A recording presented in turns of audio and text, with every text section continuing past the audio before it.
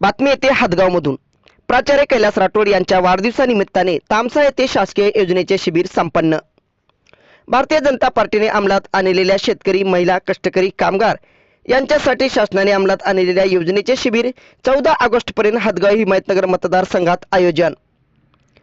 भारतीय जनता पार्टीचे युवा नेतृत्व हादगाव हिमायतनगर मतदारसंघाचे इच्छुक उमेदवार प्राचार्य कैलास राठोड सर यांच्या वाढदिवसानिमित्ताने हादगाव हिमायतनगर मतदारसंघात भारतीय जनता पार्टीने अंमलात आणलेल्या शासकीय योजनेचे भव्य शिबिर हादगाव तालुक्यातील सर्वात मोठी बाजारपेठ असलेले तामसा येथे शासकीय योजनेचे शिबिर आयोजित करण्यात आले होते।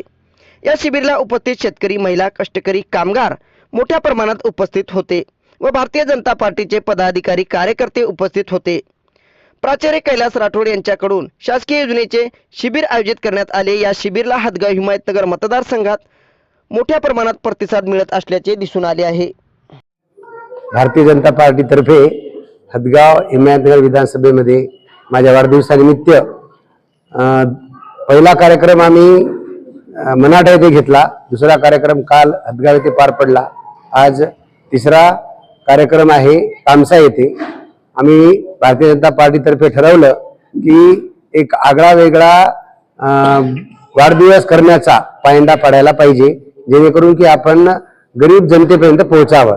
त्यासाठी आम्ही ज्या सरकारच्या योजना आहेत, जसा की लाडली बहीण योजना, शेतकऱ्यांच्या योजना, या योजनांचं शिबिर घेऊन त्यांना, शेतकऱ्यांना, सर्व माता भगिनींना मार्गदर्शन करून जे काही कुठं त्यांना अडचणी आहेत, आधार लिंक मध्ये काही लोकांकडे कागदपत्राची कमतरता आहे, हे सगळं पूर्तता कशी करता येईल आणि त्यांच्या समस्येचं निराकरण कसं करता येईल, यासाठी हा कार्यक्रम आम्ही आयोजित केला, जेणेकरून सर्व माता भगिनींच्या खात्यामध्ये पैसे पडावेत आणि ते त्या लाभाचे हक्कदार आहेत, ते लाभार्थी व्हावेत आणि या सरकारचं काम सुरळीत व्हावं, यासाठी सर्व लोकांना विनंती करण्यासाठी आम्ही हा कार्यक्रम आयोजित केला आहे।